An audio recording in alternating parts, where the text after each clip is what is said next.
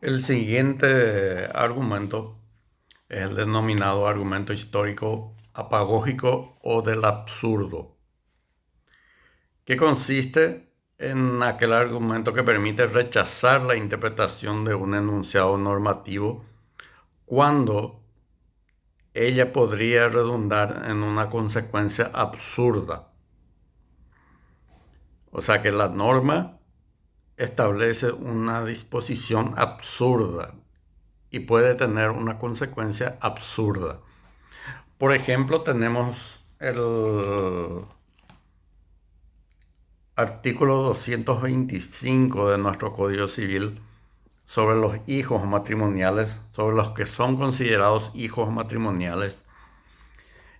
Dice el inciso A: los nacidos después de 180 días de la celebración del matrimonio y dentro de los 300 siguientes a su disolución o anulación. O sea, nuestra ley hace una presunción de que los hijos nacidos dentro de un matrimonio, o sea que de un matrimonio ya disuelto, ya existiendo una disolución o anulación de ese matrimonio, durante 300 días los nacidos durante 300 días posteriores son considerados hijos matrimoniales. ¿De dónde surge lo que sería un argumento absurdo y autorizaría rechazar la, la interpretación y aplicación de esa norma, en que por naturaleza, ¿verdad? El periodo de embarazo de una mujer es de 9 meses hasta 9 meses. O sea que puede ser 8 meses, 7 meses, 6 meses. Hay criatura que nace antes de los 9 meses, ¿verdad? Pero que yo sepa, nunca más o posterior a los 9 meses de gestancia. Bueno, 300 días, dice la ley, los nacidos, los 300 días siguientes, dice. 300 días equivalen en meses a 10 meses. Y el periodo de embarazo solamente puede ir hasta 9. O sea, la ley dice o establece un mes más, 10 meses, ¿verdad? Y los 9 meses son 270 días, ¿verdad? No llega a la presunción establecida en la ley. En esos casos, ¿verdad? Quien,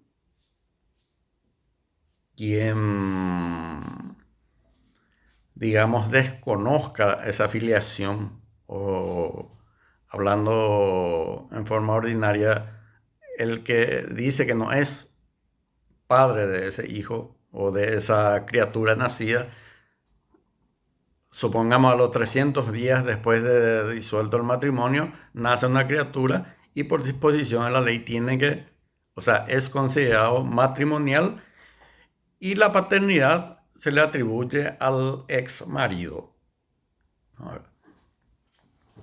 después de los 9 meses. Bueno, ¿qué se tiene que hacer en este caso? La presunción legal ya está. O sea que la ex esposa puede recurrir al registro civil e inscribir al niño como hijo suyo y de su ex marido. El ex marido tiene que necesariamente plantear una demanda que se llama de desconocimiento de filiación, ¿verdad? Para demostrar que esa criatura no es su hijo. Y se puede amparar en este argumento histórico o absurdo, para que es un absurdo y no se puede aplicar esta norma en su caso particular, porque el embarazo no puede ir más que 9 meses, ¿verdad? Excepcionalmente puede ir 1, 2, 3 días más, ¿verdad? Pero 10 meses ya es algo imposible, ¿verdad? Esto es algo que no sé, la ciencia todavía nunca o, o la experiencia nunca me demostró que existió un embarazo de 10 meses. Y si eventualmente existe, va a ser una excepción, ¿verdad? No, no puede ser todos los casos, ¿verdad? Pero no creo que exista, ¿verdad? Bueno, entonces en este caso la norma es absurda y por lo tanto se admite a través de este argumento que se excluya o se rechace la interpretación de ese enunciado normativo que puede tener una consecuencia absurda, como en este caso que mencionamos. Bueno, después tenemos el argumento de autoridad. ¿Qué significa el argumento de autoridad? Consiste en apoyar una tesis basándose en las opiniones de personas de reconocida trayectoria en materia jurídica, en la materia específica, ¿verdad? Eh, Pueden ser los denominados doctrinarios, aquellos que conocedores del derecho y que generalmente plasman esos conocimientos en obras jurídicas, textos jurídicos, libros, ¿verdad? Y dan su opinión sobre cierta materia en cuestión. Puede ser una cuestión civil, una cuestión constitucional, una cuestión penal, lo que sea, ¿verdad? Y aparte de ellos también pueden ser resoluciones de magistrados de alzada generalmente, ¿verdad? Del Tribunal de Apelación o de la Corte Suprema de Justicia. ¿Qué hace el juez en estos casos? ¿Cómo utiliza este argumento de autoridad? Al redactar su sentencia, el juez tiene que argumentar el por qué decide de una forma y no de otra, ¿verdad? ¿Por qué le da razón a uno y no al otro? Bueno,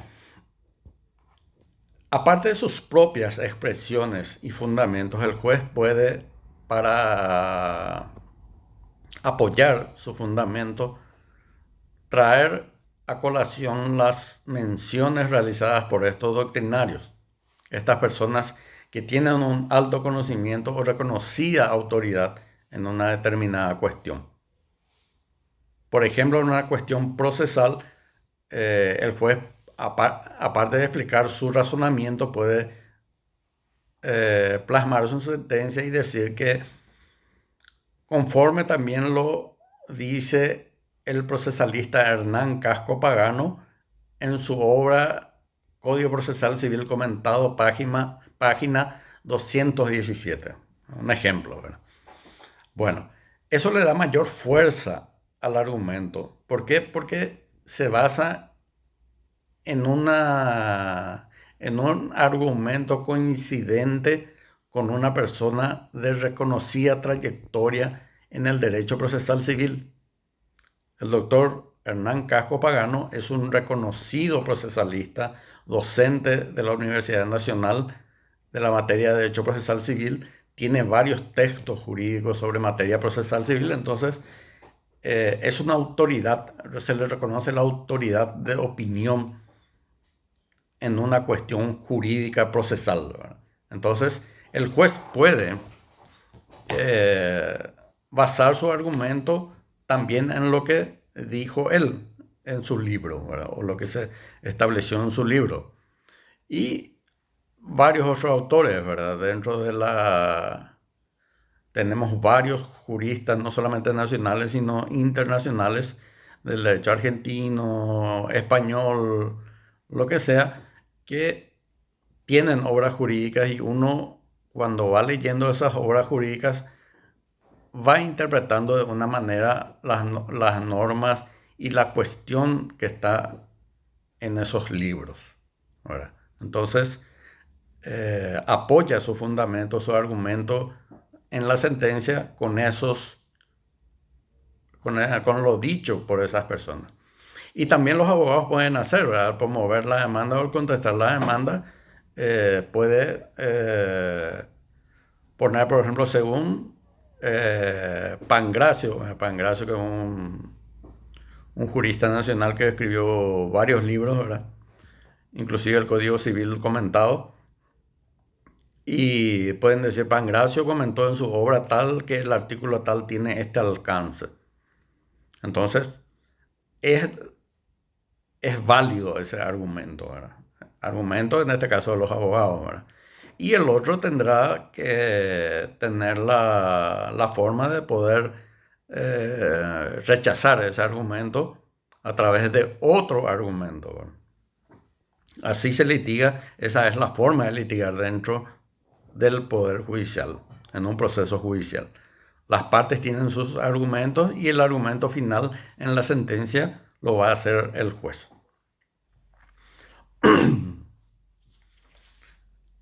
Bueno, dentro de este argumento de autoridad también el juez puede establecer, el juez o las partes pueden transcribir fragmentos de sentencias, de acuerdos y sentencias que dicta la Corte Suprema de Justicia que sean parecidos o coincidentes con la causa en que se está juzgando en ese momento. Entonces, el juez, como siempre dije, aparte de dar su propio fundamento, apoya ese fundamento o argumento diciendo que la Corte Suprema de Justicia, a través del acuerdo y sentencia número tal de fecha tal, también se ha manifestado en ese sentido, afirmando y transcribe una parte de lo que dice la Corte Suprema de Justicia o lo que dijo en un caso particular y que se puede aplicar en el caso concreto que está juzgando el juez en ese momento. Bueno, entonces a eso nos referimos cuando hablamos de argumento de autoridad. No precisamente de una autoridad, ¿verdad? Sino que tenga la autoridad jurídica para dar opiniones sobre una determinada cuestión jurídica.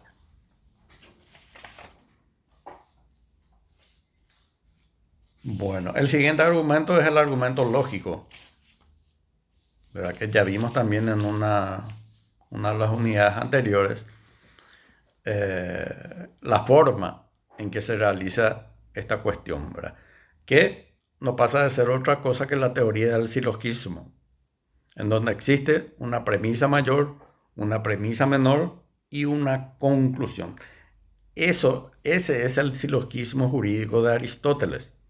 Aristóteles fue el que lo denominó así y estableció, ¿verdad?, de que las cuestiones jurídicas deben resolverse de tal forma.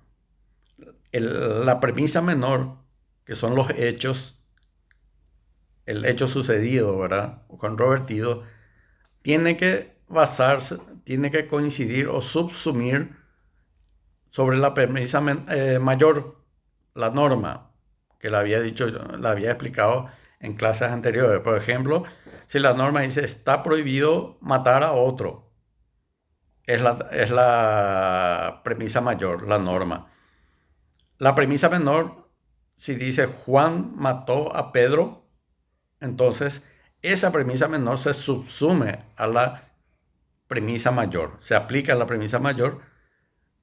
La premisa mayor dice está prohibido matar, o sea, el que matare a otro será condenado, como ejemplo, a 30 años de cárcel, de pena privativa de libertad. Esa es la premisa mayor. La premisa menor, Juan mató a Pedro, ¿verdad? Es la premisa menor. ¿Y cuál va a ser la conclusión? En ese caso, Juan va a ser condenado a 30 años de prisión por matar a Pedro.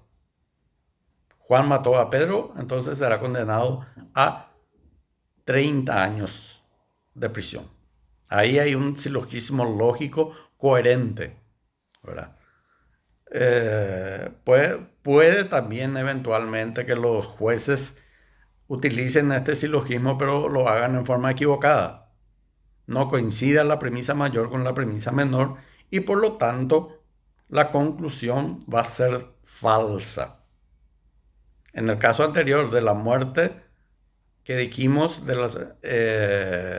y la pena de 30 años, la conclusión es verdadera porque la premisa menor coincide con la premisa mayor. Vamos a suponer de que en un juicio civil la ley establece, el Código Civil establece que para usucapir, plantear un juicio de usucapión sobre un inmueble, el poseedor debe de tener como mínimo 20 años de posesión, ocupar como 20 años como mínimo el inmueble. Esa es la premisa mayor, la norma. La premisa menor, por ejemplo, es que Juan está ocupando el inmueble en litigio durante 29 años. La conclusión del juez es que Juan tiene derecho a usucapir el inmueble o adquirir la propiedad del inmueble por usucapión. En este caso, la premisa menor es falsa. La premisa menor no coincide con la premisa mayor, porque la premisa mayor nos habla de 20 años era. Bueno, y la premisa menor sería que Juan ocupa por 19 años. Le falta un año. Pero el juez concluyó de que coincidía, de que a Juan le corresponde la propiedad del inmueble por usucapión. Al ser falsa la premisa menor y no coincidir con la premisa mayor, entonces la conclusión también es falsa y por lo tanto no es valedero, no es válido. Y obviamente para eso se tienen los recursos, ¿verdad? Recurso de apelación, recurso de nulidad, para que el tribunal superior, superior al juzgado, ¿verdad? El tribunal de apelación, pueda revocar esa sentencia y poner las cosas en su lugar. La interpretación o la argumentación del juez no es válido porque tiene que coincidir con la premisa mayor en este último caso. Si estuvo 19 años en posesión del inmueble y plantea una usucapión, no puede corresponder esa usucapión porque la ley exige que sea como mínimo 20 años. En el caso particular, el juez tenía que resolver si con las mismas premisas, ¿verdad? El juez, Juan ocupa por 19 años una propiedad y pretende usucapirla, pero la premisa mayor establece que a partir de los 20 años de posesión se puede plantear una usucapión. La conclusión válida en este caso tiene que ser el de rechazar la demanda de Juan, no hacer lugar, ¿verdad?, a la demanda. Ese es el silogismo jurídico, donde se utiliza, algunos jueces lo aplican en forma, digamos, bien formalista, ¿verdad? Esta premisa. Otros no lo aplican, ¿verdad? Buscan otros métodos para dictar su sentencia, ¿verdad? En realidad, no existe un método, salvo lo establecido en los códigos para la, para el dictado de la sentencia, ¿verdad? Que tienen que tener ciertas partes y ciertos fundamentos para que pueda ser válida. Pero no nos dispone, no nos habla de un silogismo, ¿verdad? Que es lo correcto, ¿verdad? Es lo correcto hacer, ¿verdad? Bueno,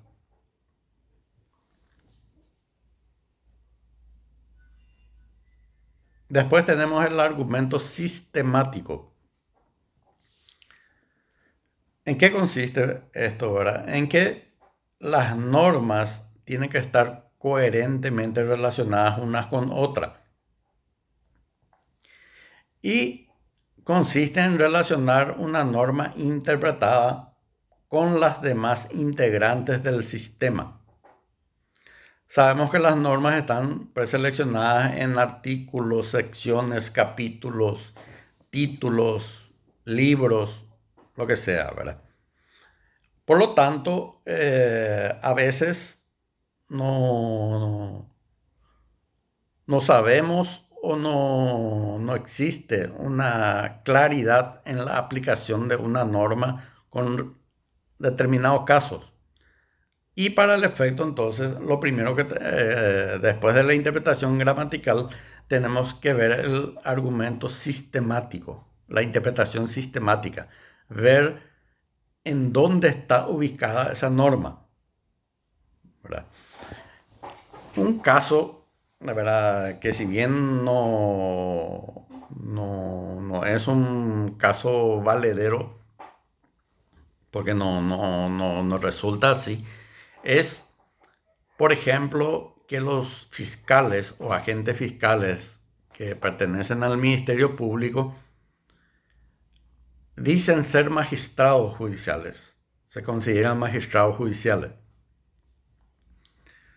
Y hay otra tendencia que dice, no, ellos no son magistrados judiciales, ellos pertenecen a un órgano extrapoder, que es el Ministerio Público, que no integra el Poder Judicial, es un órgano autónomo independiente.